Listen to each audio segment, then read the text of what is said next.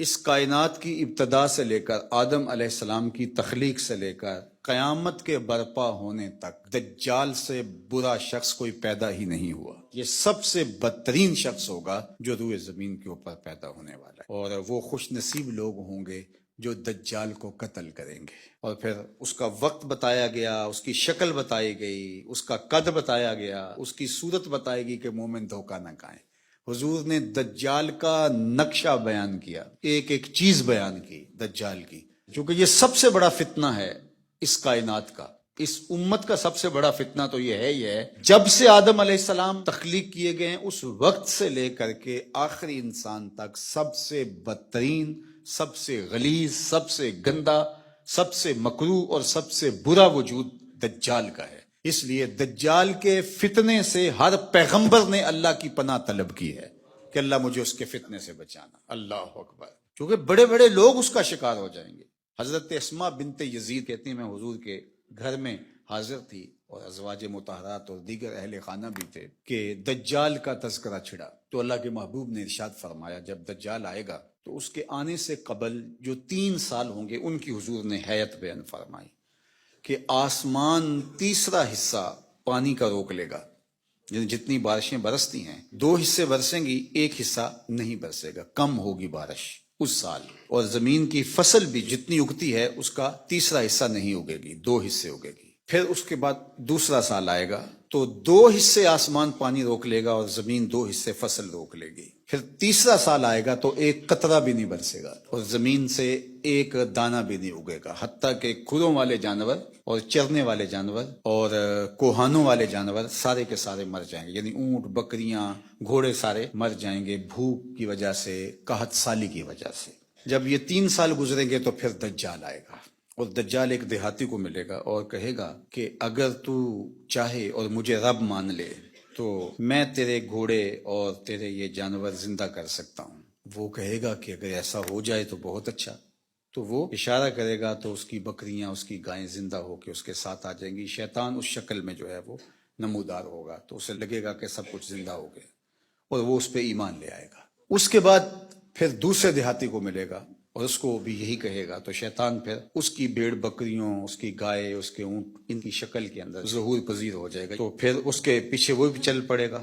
یہ 2 چیزیں حضور نے ابھی بیان کی تھی کہ حضور کو باہر کوئی کام پڑ گیا تو حضور یہیں چھوڑ کے بات تو باہر تشریف لے گئے۔ تھوڑی دیر کے بعد حضور جب واپس تشریف لائے تو حضرت اسماء بنت یزید اور گھر کی دیگر خواتین زاروں کے تار رو رہی تھی۔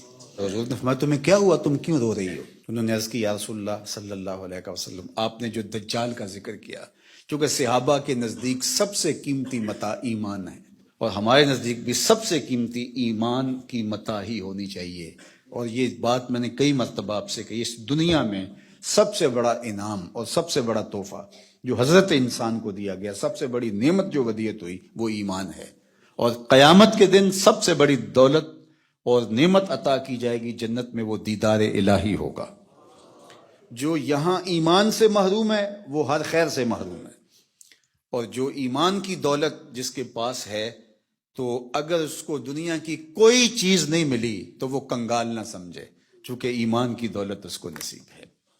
مومن ہو اور پھر کہے میرے پاس یہ نہیں، میرے پاس یہ نہیں، میرے پاس یہ نہیں، میرے پاس یہ نہیں، تو یہ مومن کو نہیں جچتا۔ وہ اس پہ مطمئن رہے کہ یہ وہ دولت جو بڑے بڑے لوگوں کو نہیں عطا کی، اللہ نے اس عاجز اور فقیر کو عطا کر دی۔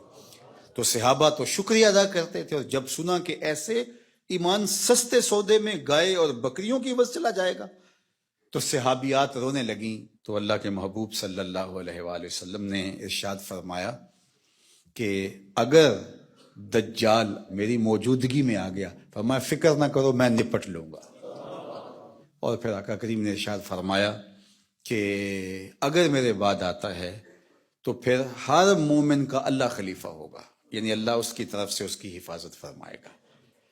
اور حضرت اسماء بنت یزید کہتی ہیں کہ میں نے عرض کی یا رسول اللہ صلی اللہ علیہ وسلم، آج بھوک برداشت کرنا ہمارے لیے بہت مشکل ہے، یعنی اگر کھانا نہیں ملتا تو بھوکا آدمی کیا کچھ نہیں کر گزرتا، بھوک ضمیر بیچنے پہ مجبور کر دیتی ہے۔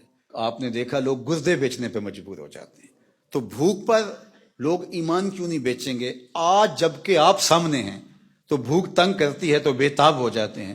اور صدیوں کے بعد جب خوشحالیاں آ جائیں گی اور دجال یہ پیکج لے کے آئے گا، اس وقت مومنوں کا، مسلمانوں کا کیا حال ہوگا؟ جب اتنے فاقے ہوں گے، 3 سال تک کچھ کھانے کو نہیں مل رہا ہوگا، تو پھر کیا بنے گا؟ یہ پریشانی اس نے تڑپا دیا ہے. تو اللہ کے محبوب نے فرمایا، سنیے، ان کو وہی خوراک کفایت کرے گی جو آسمان والوں کو کفایت کرتی ہے. تو یہ ہمتن گوش ہوگی کہ وہ کون سی غذا ہے کہ اس غذا کے بدلے میں ان کو غذا دی جائے گی. تو آقا کریم نے فرمایا، من التسبیح والتقدیس، یہ سبحان اللہ پڑھیں گے، اللہ کی تقدیس بولیں گے. جو فرشتے اللہ کی تسبیح تقدیس پڑھتے ہیں، یہ سبحان اللہ، الحمدللہ، اللہ اکبر، یہ تسبیح و تقدیس بولیں گے، ان کی بھوک مٹتی چلی جائے گی، اللہ ان کی مدد فرمائے گا. تو پھر مومن کی غذا تسبیح و تحلیل، تقدیس، اللہ کی عظمت کے ترانے، اللہ اکبر. اس لیے ہم نے بزرگوں کو دیکھا ہے کہ ان کو کھانا بھی یاد نہیں رہتا تھا حضور کی حدیثیں پڑھتے ہوئے. یہ وقت تو گزر گیا اور گزر رہا ہے تیزی کے ساتھ، یہ تو کس کو یاد رہتا ہے؟ ان کو کھانا تک یاد نہیں رہتا تھا، وقت گزر جاتا اور ان کو جھنجھوڑ کے کہتے، میاں فجر کی اذان ہو رہی ہے، اٹھو ذرا. تو یہ ہمارے بزرگوں کی کہانیاں دل آویز ہے، اور واقعی اللہ کا ذکر پیاس بھی مٹا دیتا ہے اور بھوک بھی مٹا دیتا ہے اور تسکین قلب کا سامان کر دیتا ہے.